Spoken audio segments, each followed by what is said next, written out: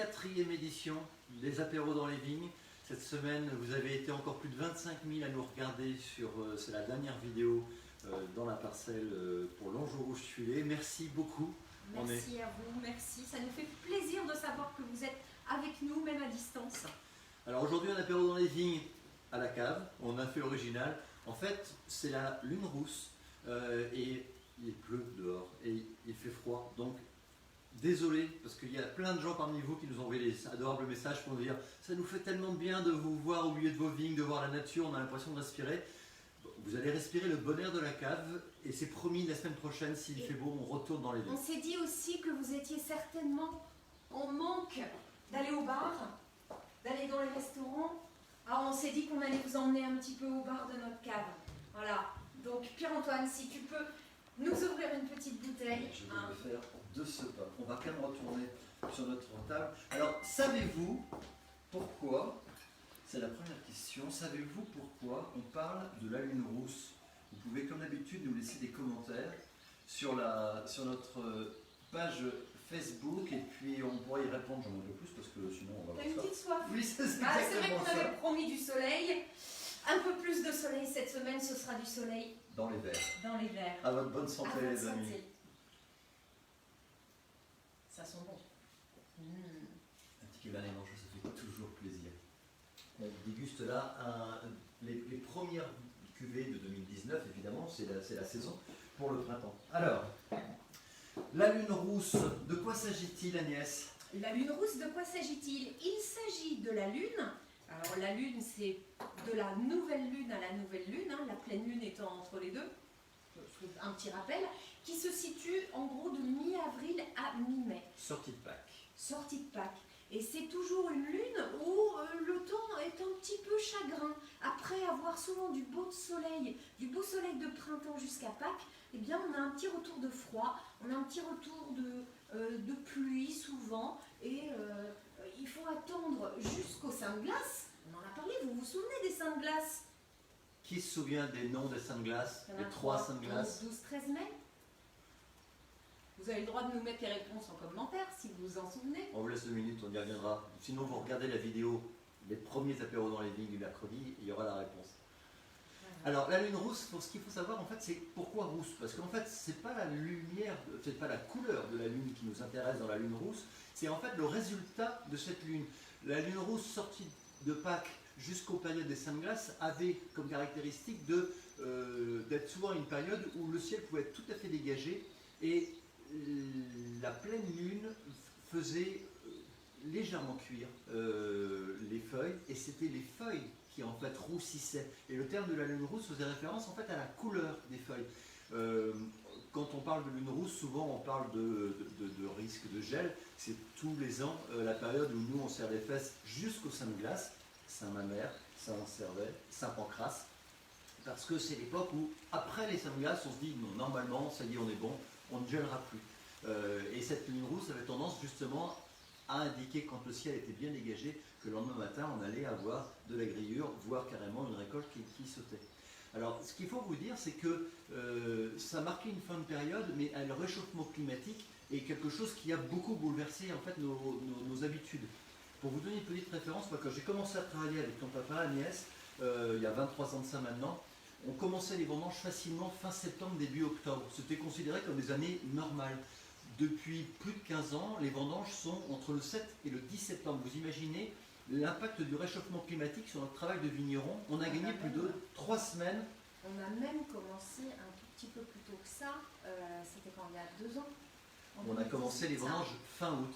Là, cette année, nous sommes d'ores et déjà au niveau de la vigne avec 15 jours d'avance par rapport à 2018 et 2019.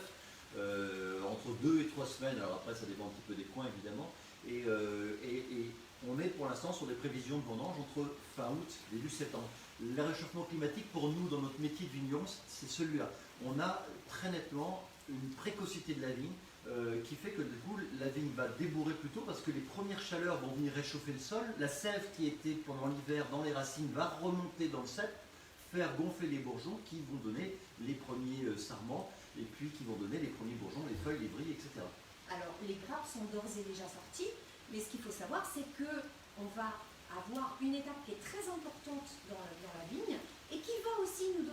un petit peu plus précise de la date des débuts de vendange, c'est la floraison. Voilà, donc pour l'instant la floraison n'a pas eu lieu, donc on sait que la vigne est en avance, mais on ne peut pas trop prédire la date de vendange. Par contre, au moment de la fleur, on sait que la vendange sera à peu près 100 jours après. Exactement. C'est la base du calcul pour avoir une idée. C'est ce qu'a toujours dit le grand-père. 100 jours plus tard. Le grand-père avait raison, évidemment. Alors le grand-père, on en a quand même une... ici dans cette cave, comme il y a beaucoup de générations de vignerons qui se sont succédés. 4 siècles se sont succédés à la biodière, vous imaginez, on ne compte même plus les générations. Voilà, alors dans la cave ici, on trouve essentiellement des traces des générations, des 3 générations précédentes. Fin 19e. Voilà, et donc des traces de mon papa, de mon grand-père. Et mon grand-père a quand même apporté à la cave cette magnifique statue qui trinque à notre santé depuis quelques dizaines d'années. Alors, pour vous raconter un petit peu l'histoire de cette statue, s'il y a des angevins qui nous regardent, peut-être que cette statue leur dit un petit peu quelque chose. En fait, il s'agit d'une des statues qui se trouve sur le fronton de la cathédrale d'Angers. Sur le fronton de la cathédrale, qui s'appelle la cathédrale Saint-Maurice. Si certains d'entre vous n'ont jamais eu l'occasion d'aller à Angers, réservez vos billets pour après le confinement. C'est une ville qui est magnifique. Et donc il y a une grande montée des marches avec la cathédrale au-dessus et sur le fronton, la Maine tout en bas, effectivement. Et les 8 statues représentent Saint-Maurice et ses compagnons d'armes.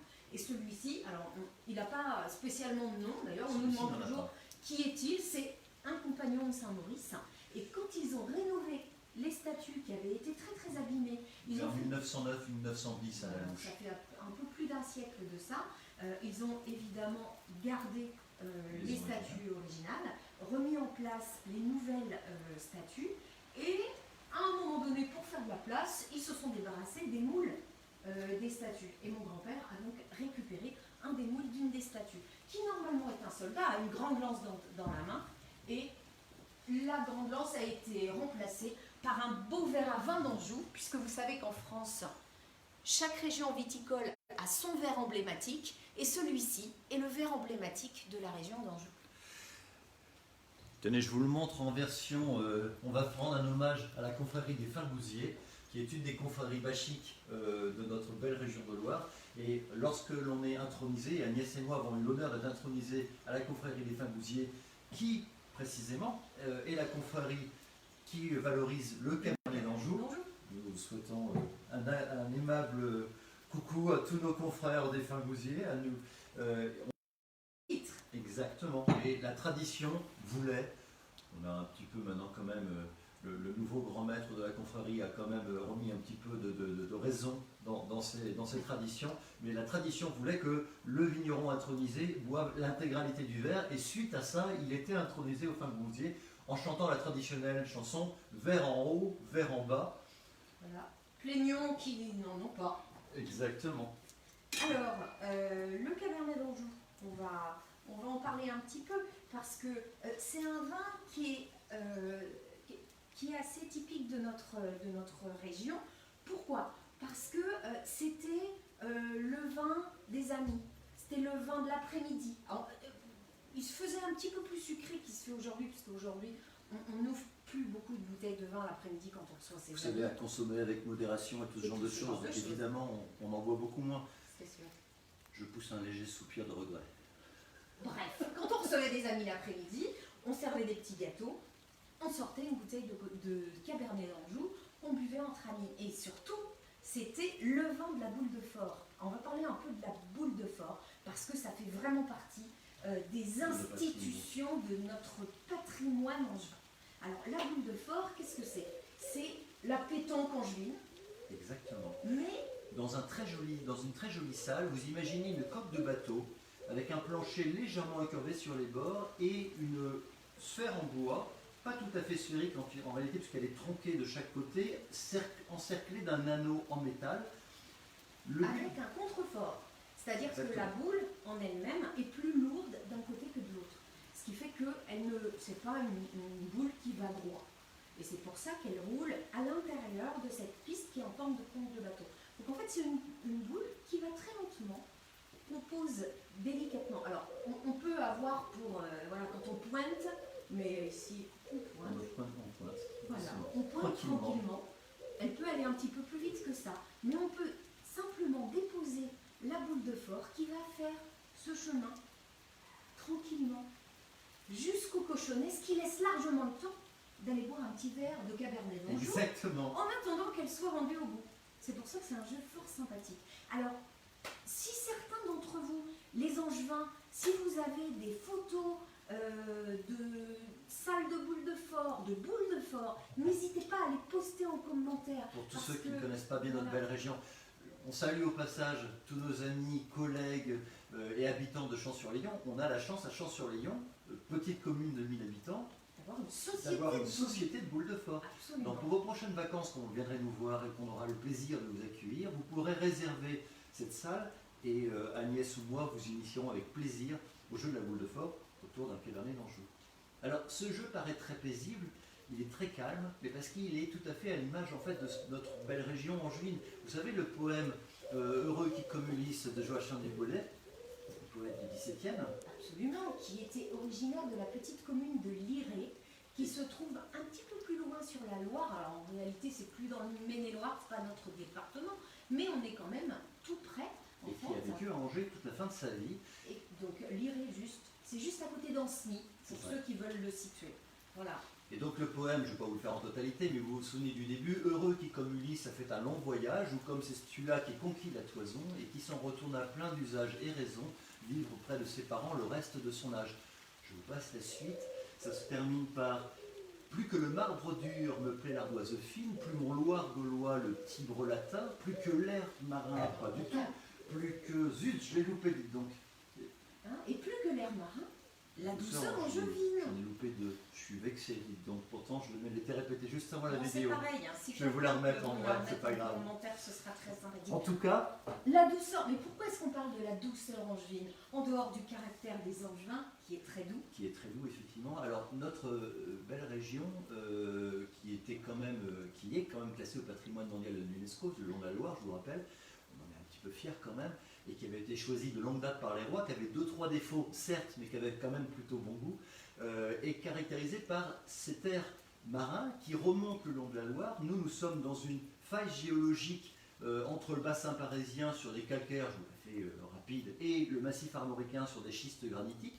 Et puis on a une légère barrière montagneuse plus au sud qui nous remonte, qui nous bloque les remontées d'air continentaux provenant des Mauges. Et tout ça crée un effet cuvette. Alors nos amis alsaciens, dans cette faille, qu'est-ce qui coule? Le Layon, bien sûr. Le Layon, bien sûr. C'est vrai, une amie impardonnable. Donc on a un petit peu, à l'image je disais, de nos amis alsaciens qu'on salue au passage, cet effet un peu cuvette qui permet d'avoir un microclimat où on a globalement moins de pluviométrie. Généralement autour de 550, Angers est un peu plus élevé que nous, autour de 650, et puis un ensoleillement plus tardif qui nous permet justement de faire ces vendanges tardives sur le chenin, cépage avec une peau plus épaisse qui supporte le Botrytis cinerea, propre à la pourriture noble, dont on reparlera la semaine prochaine. Et qui fait donc que nous avons des vins un petit peu plus sucrés, parce que la caractéristique de ce Cabernet d'Anjou, c'est que c'est un vin qui est très normand, parce qu'on laisse un petit peu de sucre naturel. Ce serait quand même bien qu'on explique comment on fait un rosé. On a fait du crément, on a fait du vin rouge, on a fait du vin blanc, on a fait pas mal de choses déjà, mais on n'a pas encore fait de rosé. Et le rosé, c'est très particulier. Alors, tu nous rappelles comment on obtient la couleur, Agnès? Une chose très importante, ça ne s'obtient jamais en mélangeant du vin rouge avec du vin blanc. Non, c'est pas bon et c'est interdit. Retenez-le, donc ça n'existe pas. Fait. Il y a 2-3 exceptions, mais en France, en dehors des exceptions, ça ne se fait pas. Alors en fait, comment on fait du vin rosé? Il y a deux solutions. En fait, il y a deux types de rosé. On fait ce qu'on appelle du rosé de saignée ou bien du rosé de pressé. Alors ça tombe bien qu'on ait vu les vins rouges la semaine dernière, parce que ça va vous permettre de comprendre un petit peu le rosé de saignée. Vous vous souvenez, on égrappe, on met les grains de raisin en macération dans une grande cuve, et les premiers jus qui vont être extraits de cette macération, qui vont être très fruités, très tendres, assez peu colorés, parce que la macération ne va pas encore être très importante, ces jus-là peuvent être pris comme une saignée, mis de côté, et vinifiés dans une cuve à part. Donc ils auront beaucoup de fruits, une robe légère, et Et l'autre façon de faire un rosé, c'est de faire un rosé de pressé. Exactement. Alors là, du coup, au lieu de mettre les raisins dans une cuve pour obtenir la couleur de la pellicule, on va directement presser les raisins dans le pressoir. Donc récolter, presser immédiatement, et le jus qui va couler va être très peu coloré là aussi, mais suffisamment pour obtenir cette jolie robe qu'on appelle pelure d'oignon Ou œil de perdrix. œil de perdrix. C'est-à-dire très légèrement orangé en fait. Exactement. Et on va vous le remontrer tout à l'heure. Maintenant, donc notre caméraman a décidé qu'elle allait nous Que montrer c'était vraiment directement. très joli cette petite couleur œil de perdrix. C'est vrai qu'elle est appétissante. Et donc là aussi, le jus va couler dans la mèche, pomper dans une cuve à part, les levures vont faire leur travail, transformer le sucre en alcool, et on va avoir donc notre joli Cabernet d'Anjou. Il faut vous dire que dans le temps, les Cabernets d'Anjou, qui sont quand même les deuxièmes vins rosés les plus connus en France avec les rosés de Provence, et en fait tous les ans avec les rosés de Provence, on se tire un peu la bourre pour savoir lequel des deux est le plus connu des deux. En réalité, notre Cabernet d'Anjou, régulièrement quand même, arrive dans le top des deux premiers, de toute façon, et il séduit plutôt un public plutôt plus jeune et globalement pas si féminin que ça, parce qu'on dit souvent que les vins doux sont des vins de femmes, mais en réalité dans les nouvelles générations c'est plutôt les garçons qui ont la bouche sucrée et qui préfèrent les rosés. Comme quoi il ne faut pas toujours se fier aux idées arrêtez qu'on peut avoir sur la question. En fait, ce que tu es en train de nous dire, c'est que le Cabernet d'Anjou qui existe depuis des siècles, en fait est le dernier vin à la mode. Exactement, C'est tout à fait ça. tout à fait ça. Et puis c'est un vin de copain. Le Cabernet d'Anjou, c'est un vin qui est friand, qui est goulayant, qui rentre en bouche en prenant gentiment sa place, qui a cette fraîcheur, cette légère acidité sur une base bien mûre tout de même, qui a un joli fruit qui vous évoque la framboise, la groseille, la framboise, et qui se marie très bien sur une petite plancha, charcuterie, fromage. Et d'ailleurs, pour ça, on vous a ramené aujourd'hui en illustration un petit peu d'andouille. Parce que c'est vrai que le côté charcuterie, un petit peu gras, avec les notes salées, assez poivrées, un petit peu fort en bouche, vont être merveilleuses en association avec ce petit Cabernet d'Anjou bien frais. Alors j'aurais bien aimé, pour être tout à fait honnête, vous mettre de l'andouille de Vire, parce que quand même ma maman était normande et que c'était de notre secteur, mais... On la salue au passage. On la salue au passage, mais quand même, les andouilles de Guéméné sont quand même très très bonnes aussi. Allez. Et on salue nos amis bretons. Puisqu'on salue parce tous les qu'on gens, en a quand même beaucoup. Ouais, on en a plein. On salue plein de gens. Absolument. Donc je vous disais, 20 copains. L'idée pour nous, quand on fait des Cabernets d'Anjou, c'est toujours de se dire, est-ce que je vais avoir envie, est-ce que vous allez avoir envie d'en reprendre la deuxième bière sans réfléchir? Quand c'est comme ça, c'est qu'on a bien travaillé et on est drôlement content de nous. C'est des 20 copains parce que je vous disais, une petite pizza faite maison sur une bonne petite pâte avec des ingrédients cuits au four, vous allez grignoter sur un coin de canapé en regardant un match avec des copains ou en regardant un petit film sur Netflix, puisque maintenant on regarde des films sur Netflix. Des petites charcuteries, des jambons secs, un petit peu de fromage, des légumes, vous savez. Trempés dans des petites sauces, vous savez, qui peuvent être roquefort, qui peuvent être légèrement à la moutarde ou quoi. Bref, des choses faciles, conviviales, agréables. Pour autant, nous avons dans les recettes angevines des recettes très connues, comme le crémé d'Anjou. Tu veux nous le décrire, Agnès? C'est toi la cuisinière de la maison, alors je te donne la main pour ça. D'accord, mais on ne met pas de Cabernet d'Anjou dans le crémé d'Anjou. Ah bah ça dépend des recettes, en fait, en réalité. Alors le crémé d'Anjou, pour moi, c'était plus un petit dessert à base de fromage blanc et de crème. Oui, mais on peut lier le fromage blanc avec à ce qu'on met, exactement. Parce que c'est vrai que souvent, on le sert avec une petite compotée ou quelque chose comme ça. Par contre, on fait des petits granités de Cabernet d'Anjou. Délicieux. Une petite fraîcheur en milieu de repas. Par exemple. Petite sorbetière, un peu de cabernet dedans, ça va vous donner un petit léger pailleté frais en bouche qui va là aussi jouer sur les contrastes. Et c'est délicieux également pour pouvoir déglacer une sauce. Des petites choses, voilà, toutes bêtes. Vous faites revenir des oignons, un petit peu de tomates et vous mettez un petit peu de cabernet d'Anjou qui va apporter un petit peu d'acidité, un petit peu de structure, de rondeur en bouche et une pointe de sucrosité. C'est vraiment excellent. N'hésitez pas à mettre une petite cuillère de crème fraîche à la fin. C'est tout à fait délicieux. C'est bien meilleur. Vous savez qu'on est vigneron indépendant, vous apercevez là derrière nous évidemment le logo de vigneron indépendant, ça veut dire qu'on est récoltant, producteur et vendeur de nos vins et on vous accueille toute l'année. Et la prochaine invitation qu'on vous a envoyée était celle des pique-niques qui normalement avaient lieu fin mai avec nos cochonneries de Covid. Malheureusement, ça va probablement être repoussé. On espère qu'on va réussir à repousser à juillet, qui sera un moment où on va plus pouvoir vous accueillir cet été, puisque les vacances vont se faire probablement beaucoup moins loin. Mais on va avoir plein de choses en local à vous proposer. Oui, et puis le principe du pique-nique dans les vignes, on en fera des pique-niques dans les vignes. Dès que vous pourrez sortir, Et puis vous en ferez organisera. vous aussi. Et pour un pique-nique, c'était là où je voulais en arriver, en dehors de les faire chez nous avec nos vins, vous pouvez les faire chez vous avec vos amis, sur un bord de Loire, sur un petit étang, ou juste dans le jardin avec un barbecue. Et là encore, le Cabernet d'Anjou est totalement indiqué. Alors trinquons. À la vôtre. À votre bonne À votre santé. bonne santé.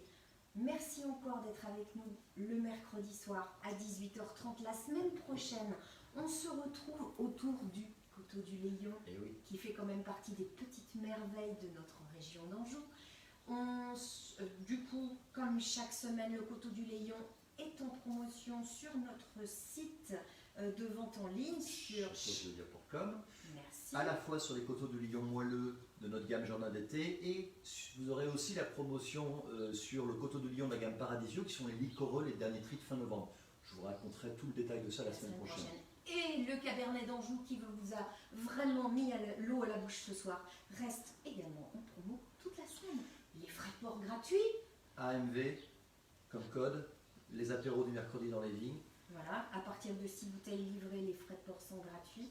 Et puis, comme à l'habitude, on fait dans les 50 à 100 km autour les livraisons paillasson pour ceux qui ont la chance d'habiter pas trop loin de chez nous, en regroupant ou en optimisant au maximum les tournées. Donc tout ça, ce sont des possibilités pour rapidement acquérir du Cabernet d'Anjou et trinquer avec nous. N'hésitez pas à nous envoyer vos commentaires, vos façons d'apprécier le Cabernet d'Anjou. On pourra le partager avec tous les autres dans la semaine et puis les jours qui viennent. On est en train d'ouvrir une page YouTube pour le vignoble pour que vous puissiez retrouver toutes nos vidéos par la suite, puisque vous êtes toujours aussi nombreux et un peu plus à chaque fois à venir nous retrouver, et ça nous fait drôlement plaisir. On vous remercie, on vous dit à mercredi prochain. Trinquez avec nous de l'autre côté de votre écran. On pense bien à vous. On pense Prenez bien à soin de vous. On tient le bon bout les gars, on ne lâche rien, on garde le moral, Exactement. on pense à vous dans nos vignes. On est bourgeonne en ce moment, on a chaud, mais on pense à vous. À bientôt. À bientôt. Santé! À la vôtre.